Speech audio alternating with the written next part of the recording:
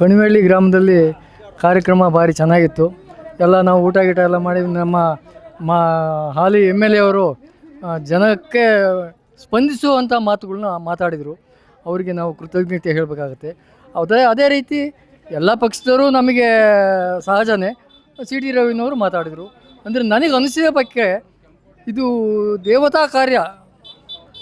ಇದು ಯಾವುದೇ ಇದ್ರದ್ದು ಯಾವುದು ಚುನಾವಣೆ ಪ್ರಚಾರ ಅಲ್ಲ.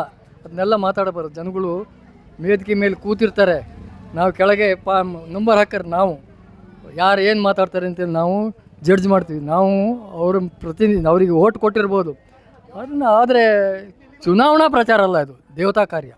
ಆ ದೇವತಾ ಕಾರ್ಯಕ್ಕೆ ತಕ್ಕನಾಗೆ ಮಾತಾಡಬೇಕಲ್ಲಿ. ಯಾರೇ ಆಗಲಿ, CT ರವಿ ಆಗಿರ್ಬೋದು, ನಮ್ಮ ಹಾಲಿ MLA ಆಗಿರ್ಬೋದು, ಮಾತಾಡಿದ್ದು ಭಾರಿ ಸಂತೋಷ ಆಯಿತು. ನಮ್ಮ ಮುಖ್ಯಮಂತ್ರಿಯವರು ಎಲ್ಲರಿಗೂ ದುಡ್ಡು ಕೊಡ್ತಾರೆ ಅಂತ ಕೈ ಎತ್ತಿಸಿದ್ರು, ಅದು ಭಾರಿ ಸಂತೋಷ ಆಯಿತು.